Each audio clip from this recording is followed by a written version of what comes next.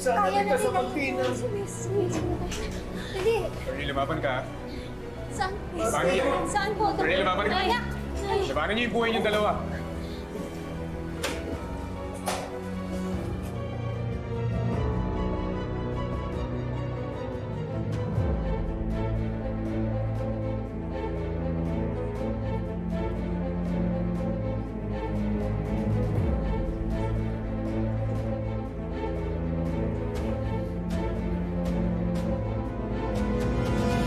Attorney, lumaban ka.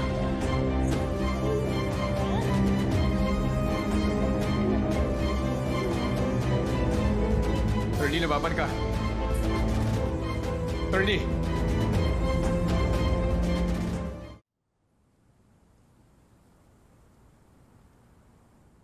Rexy, are you okay?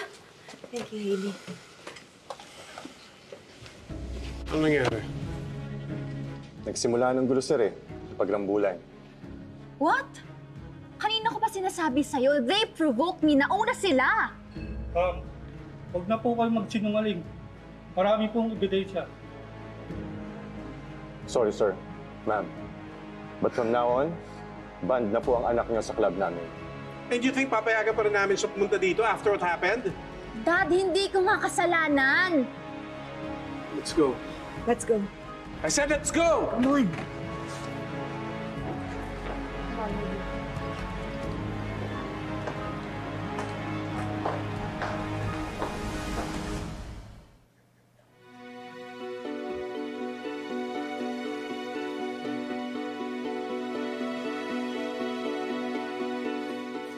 Lilet?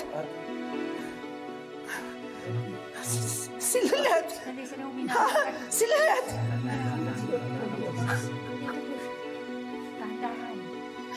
Lilet! Anong nangyari kay Lilet?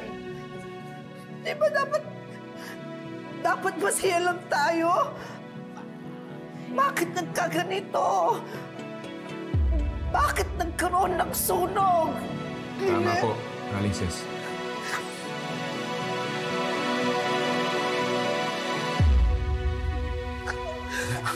Bestie. Attorney? Bestie. Tinang.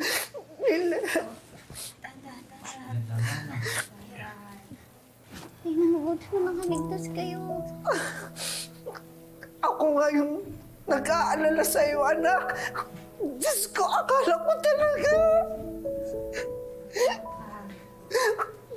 Paano po nakalabas doon? Ang muli natatandaan ko po, bumagsak na ako eh. Bestie, di mo alam, sumugod pa tong si Attorney Knight in Shining Armor sunog para lang isalba ka.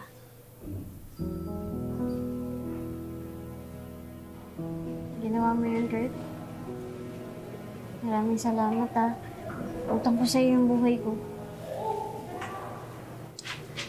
Papayag ba ako na mabawasan yung mundo ng isang magaling na abogado? Ang dami mo pang ipapanalong kaso. Tapos si Ino, papalayain mo pa. Di ba?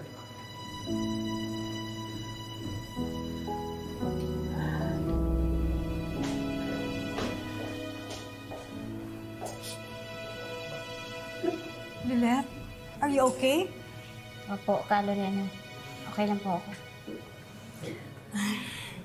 I just got the information tungkol sa sunog. I'm really sorry. Nasira tuloy yung bakasyon niyo tsaka yung birthday party mo, sis. Ang mahalaga po, Lorena, ligtas po kaming lahat. Nagtataka ako kung bakit nagkasunog doon. Well, check naman yung mga electrical wiring sa resort. Ayun na nga po eh. At saka, wala naman po kaming narinig na kahit na anong pagsabog bago po mangyari yung sunog. Baka naman si Nadia. Si Nadia? Nino? Liars! You will regret this! Pagsisisihan niyo yung ginawa ninyo sa akin. Gagawin ko ang lahat para pabagsakin kayong dalawa. Eh, sila lang naman may motibong gawin sa atin to eh. Puntahan natin sila, Tinang. Ipapamukha ko sa kanila yung mga ginawa nila sa atin. Sumusobra na sila. Lilet. Si Tama na ka din. Look what happened. Sinabi ko kasi huwag ka lalabas. First it was drugs. Tapos kayo nakikipagbasag ulo ka? What's next, ha? Tama na nga, Dad! Di ba I told you already, hindi nga ako yung nagsimula! Bakit ba ayaw mo akong paniwalaan? Trixie, don't shout at your father! Don't tell me what to do, Mom! Tinawag nila akong pathetic, malande, pakawalang babae. Anong gusto niyong gawin ko? Umupo lang doon? Manahimik habang tinatawag nila akong ganon, Dad? Hindi mo na sila dapat pinatulan. No! No! Hindi niyo ako naiintindihan! Trixie! Stop shouting at your father! No! Mom! I'm so tired of all these people calling me names! Calling me a liar! Calling me malande! Pagod na ako! This is all your fault, Mom. You pushed me to Ino para sirain si Lilet. Para lumayong loob ni Dad sa kanya, di ba? Wait, what?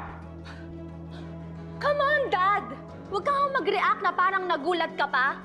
Na parang hindi mo alam yung struggle ko just to get your love and attention. Na effortless na nakukuha ng anak mo sa labas. Na parang wala kang kasalanan dito. Well, in fact, the truth is, ikaw yung punot dulo ng lahat. Lumabas kayo dyan! Parating niyo ako!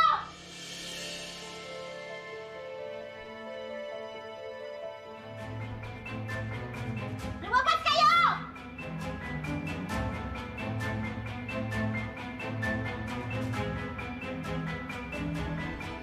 Ang aga-aga naman, Lilet. Nang-ieskandalo ka na? Pwede ba? Huwag kang magpa-inosente dyan. Aminin mo na ikaw yung may kagagawa ng sunog sa rest house.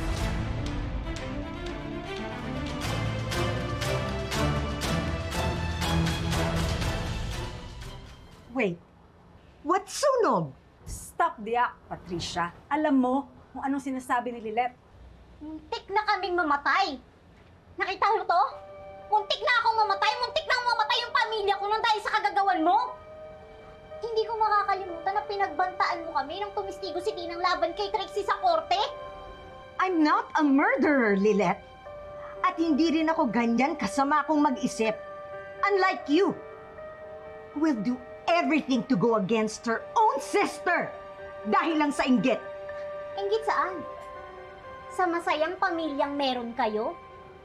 Ilang taon din ako nanilbihan sa inyo. At walang saya sa pamamahay na yan na pinamumugaran ng mga walang puso.